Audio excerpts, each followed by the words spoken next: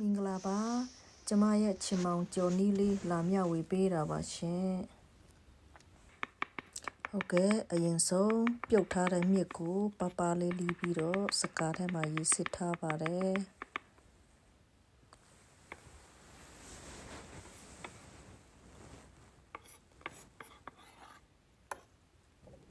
ဟုတ်ကဲ့ဒါတော့ချင်မောင်နဲ့မြစ်ကြော်ဖို့ပါဝင်တဲ့ပစ္စည်းများဖြစ်ပါတယ်ချင်မောင်ကိုပြုတ်ပြီးမှဒီလိုစလုံးထဲထည့်ထားပါတယ်မြစ်လည်းပြုတ်ပြီးမှပပလေးလီးပြီးမှစကားထဲမှာရေးနဲ့စစ်ထားပါတယ်ဒီမှာမြုပ်ပြီးစိမ်းကြက်တုံဖြူပစွန်ပြီးတော့စိမ့်စားငပိထည့်ပါမယ်စားစီအရတာမုတ်နဲ့ငံပြရည်တို့ပဲဖြစ်ပါတယ်ပစ္စည်းတွေအားလုံး ready ပြီဆိုတော့စကြော်လိုက်မယ်နော်တဲအိုပူလိုက်စီထည့်ပါတယ်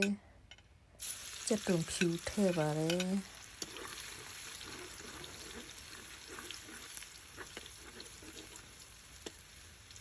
ပြီးရင်မြုပ်ပြီးစိမ်းထည့်တယ်ပစွန်လည်းတစ်ခါတည်းထည့်တယ်ရှင်စနုံးမုတ်လည်းနည်းနည်းထည့်မယ်နော်ပြီးရင်တော့မြစ်လည်းထည့်ကြော်လိုက်မယ်ရှင်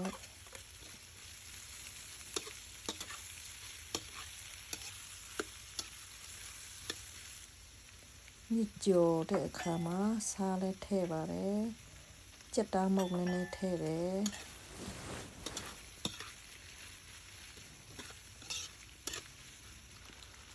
တမအောင်မွေပြီးရင်မြုပ်တီးမုတ်လည်းနည်းနည်းထည့်ရရှင်ဆက်ဆက်လေးကြိုက်တယ်ဆိုတော့လေချင်မောင်လည်းထည့်ပါပြီချင်းဆက်ဆက်လေးကြိုက်လို့ချင်မောင်လည်းအများကြီးထည့်ရရှင်ပြီးရင်စိမ့်စားကပိနည်းနည်းထည့်ပါတယ်ငံပြရည်လည်းနည်းနည်းလေးထည့်မယ်နော်ပြီးရင်တော့တမအောင်မွေပြီးမှရေခမ်းတဲ့အထိကြော်လိုက်မယ်နော်ချင်မောင်ထဲကရေထွက်လာလို့ဒီမှာဒီလိုမျိုးရေခမ်းတဲ့အထိကြော်ပေးရပါမယ်ဒီလိုမျိုးအနေထားရေခမ်းပြီဆိုရင်တော့ရပြီရှင်ဒါတော့ကျမရဲ့ချင်မောင်နဲ့မြစ်လွယ်တကူကြော်နီးလေးပါချင်းဆက်ဆက်လေးနဲ့အရန်စားလို့ကောင်းတဲ့အချင်းရင်တစ်မျိုးဖြစ်ပါတယ်